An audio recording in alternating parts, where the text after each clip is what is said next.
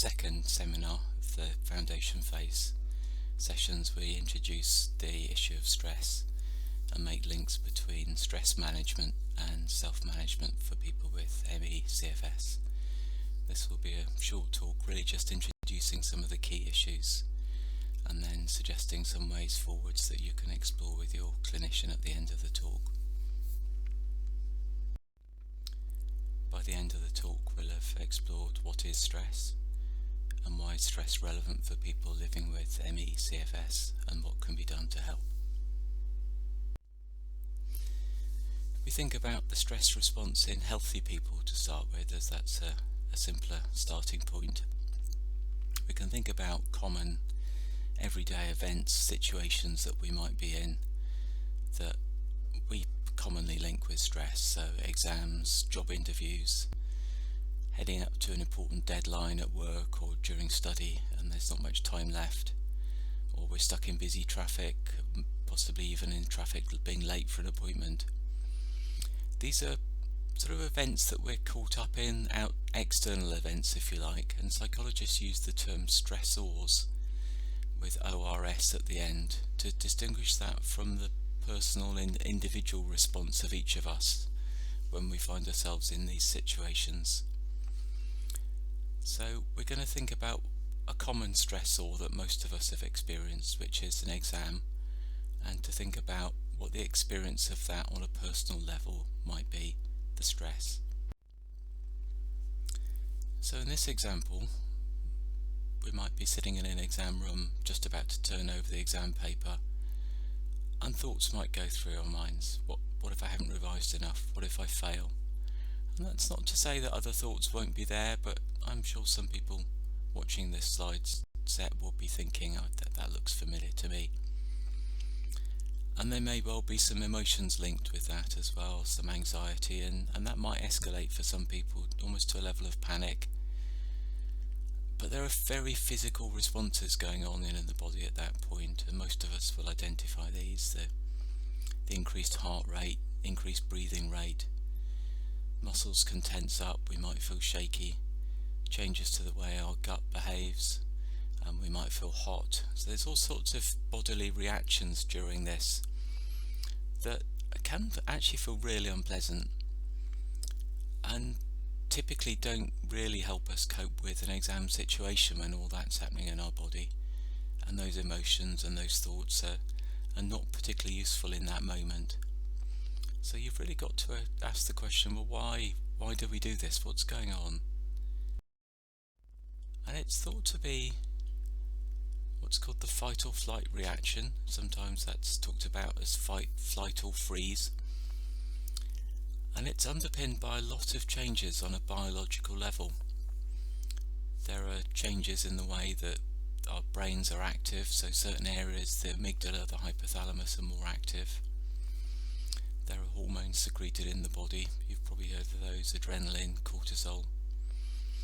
There are changes in which body regions get more blood flow, so the muscles get more blood ready for action, but the guts get less blood flow, so we often have that sort of butterflies feeling in the stomach.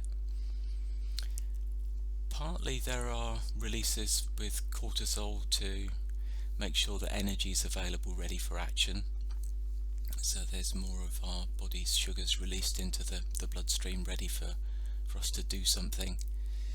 Increased muscle tension ready for us to take action, to fight or to run away. And changes to our attention as well that might be heightened and focused, and we might be paying a lot of attention to a smaller area of attention. But the aim of all of this really is, in a dangerous situation, to improve our odds of survival. So of course this is a system that we think has evolved from way back when human beings regularly faced dangerous situations. But of course many of our day-to-day stressors, like exams and driving tests and job interviews, don't involve that kind of level of threat really, but we still have such a powerful reaction, changes at a biological level, that on the receiving end we experience as stress. So what's the relevance for people with ME/CFS? Because up till now we've been talking about healthy people. Well, in the first talk in this series of seminars, we talked about the number of people who, thinking back to the start of their ME/CFS, will identify quite a lot of stress going on. So for some people, they'll see stress as being the background, a trigger for their ME/CFS developing. It's not true for everyone. For some people, it's an infection or other causes. And of course, for a number of people, it might be a combination of a stress and other triggers as well. So that sort of double whammy trigger that we talked about in the first seminar. So that's part of the relevance, but that to some extent is history for some people. That's when the condition started. So why is it relevant now? Well, on a day-to-day basis, a lot of people will identify that stress in life, the experiences that they're having, will impact on their ME/CFS symptoms. And of course, some of the physical consequences of stress, the symptoms that come with it, there's a link with some ME symptoms as well. So it can add another layer of suffering on top of what's already a difficult condition. So there's a complex interaction in that direction. And of course, if you think about the consequences of living with ME, and we've talked about the consequences again in the first session of these seminars, there are many impacts of this condition on life, and it makes life more stressful.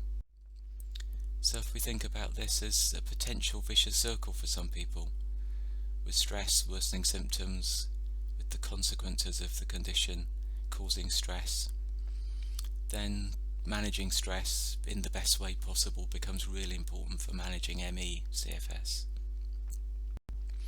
So just thinking about that potential for a vicious circle, in our seminars we explore with people there what they do to manage stress, because many people coming along to the sessions are already very aware of this vicious circle, and for those that are, they're already developing ideas about managing it, coping with it. So people talk about a range of strategies really. To some extent it's about problem solving what is causing the stressor, and we would encourage people to do this on a piece of paper rather than doing it in their heads, because if you're trying to do it in your head all the time, it goes round and round a bit.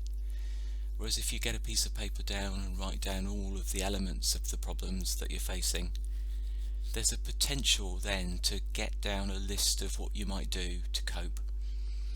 And then if you start thinking about this again and you notice any stress response going on in your system, you could say, actually, I've thought about this already, I've put it down on paper. If you're not coming up with new ideas in that moment, it's quite reasonable to say to yourself, actually, I'm just going to take my mind off this for now, because I've done my thinking about it and it's all written down. Talking it through is often helpful for many people, so having somebody that you can talk through, and that might be a healthcare professional or a close friend or a family member who understands what you're going through. But communication is key for so many people. Using distraction in a deliberate way sometimes is helpful, so there may be quiet activities that you can engage with, that if you just realise that the stress is building up, you can distract. There are some specific relaxation skills that people learn, and this is one of our resources. The web address there you need to type into a browser is www.nbt.nhs.uk/relaxation, and that will lead you to 5 different relaxation tracks that we put online to help people who also live with pain. And our suggestion would be you just listen to a track to start with and get some idea of how it might work. And then if you're happy with the guidance, try and follow it through and see what that feels like.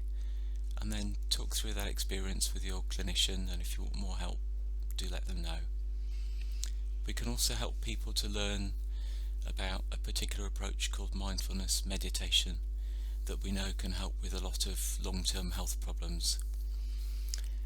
And I've just put on one link there, which is franticworld.com, just because it's accessible and you can get hold of some free resources there which are useful just if you wanted to read it through and get some ideas about what that involves and whether that might be helpful for you.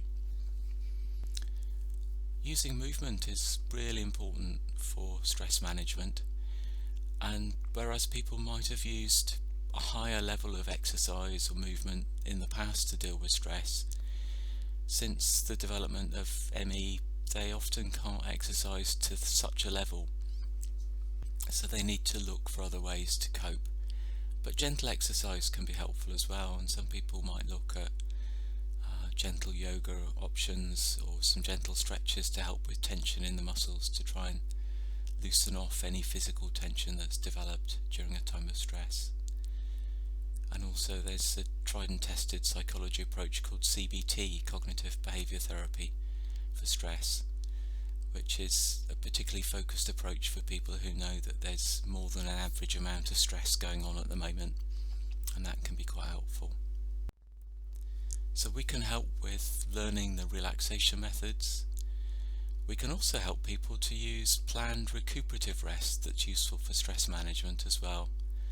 And if you're using the rest in this way as part of your set of tools to manage ME, but you're finding you're not relaxing well, talk to your clinician about that. We might be able to help.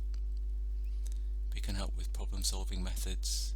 We can certainly talk through any ME-related concerns that you've got that could be an additional source of stress.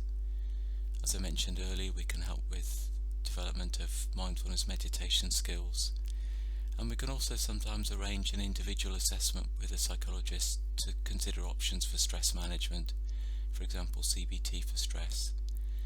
So there's a range of ways, and there's other options as well, but certainly do use the opportunity at your next appointment with your clinician to discuss stress management if you're aware that it impacts on your overall ME, CFS, self-management.